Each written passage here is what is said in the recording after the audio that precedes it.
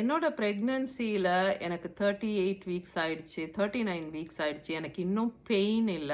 இல்ல டெலிவரிக்கான எந்த சிம்ப்டமும் இல்ல அப்படின்னு சில பேர் கேட்குறீங்க. முக்கியமான டிஸ்க்ளைமர், நான் டாக்டர் கிடையாது. நான் ஹெல்த் கேர் ப்ரொஃபஷனல் கிடையாது. இந்த வீடியோல நான் சொல்ற விஷயம், நான் என்னோட பிரெக்னன்சி டைம்ல அதுக்கப்புறம் என் பசங்க சின்ன குழந்தைங்களா இருக்கும்போது, அந்த மாரி ஸ்டேஜஸ்ல படிச்சு தெரிஞ்சுக்கிட்டது, டாக்டர் கிட்ட பேசி தெரிஞ்சுக்கிட்ட விஷயங்கள்.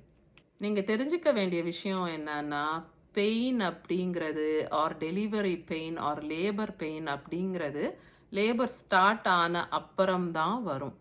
அதுக்கு முன்னாடி உங்களுக்கு ப்ரீ லேபர் சேஞ்சஸ் இருக்கலாம். ப்ரீ லேபர் சேஞ்சஸ் என்னென்ன அப்படின்னு சொல்லிட்டு 36 வீக்ஸ்க்கு அப்புறம் இருக்கக்கூடிய ப்ரீ லேபர் சிம்டம்ஸ் பற்றி நான் வந்து ஒரு வீடியோ போஸ்ட் பண்ணியிருக்கேன். ப்ரீ லேபர் சிம்டம்ஸ்னு அந்த வீடியோ நான் டிஸ்கிரிப்ஷன் பாக்ஸில் லிங்க் கொடுக்குறேன், நீங்கள் செக் அவுட் பண்ணுங்கள். அதே மாதிரி அந்த கான்ட்ராக்ஷன்ஸ் அப்படிங்கிறது அந்த பிராக்ஸ்டன் ஹிக்ஸ் கான்ட்ராக்ஷன்ஸ்னு சொல்கிறோம் இல்லையா, அந்த மாதிரி கான்ட்ராக்ஷன்ஸ் உங்களுக்கு இருக்கலாம்.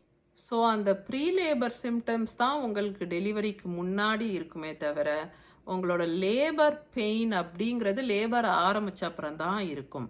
லேபர் ஆரம்பித்த அப்புறம் உங்களுக்கு within a matter of hours, so ஒரு 16 மணி நேரத்துலேருந்து 20 மணி நேரம், இல்லை 24 மணி நேரம், ஸோ ஒரு நாளைக்குள்ள உங்களுக்கு வந்து குழந்தை பிறந்துடும் மோஸ்ட் ஆஃப் த டைம். நிறைய பேர் வந்து டியூ டேட் கிட்ட தான் டெலிவர் பண்ணுற மாதிரி இருக்கும், இல்லை அட்லீஸ்ட் 39 வீக்ஸ்க்கு அப்புறம் தான் டெலிவர் பண்ணுற மாதிரி இருக்கும்.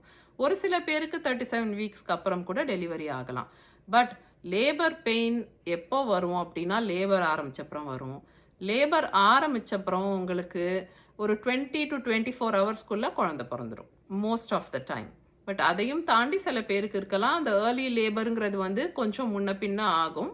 ஆக்டிவ் லேபருக்கு நீங்கள் வந்த அப்புறம் தான் எப்போ குழந்தை பிறக்கும்னு கரெக்டாக யாராலையுமே சொல்ல முடியும்.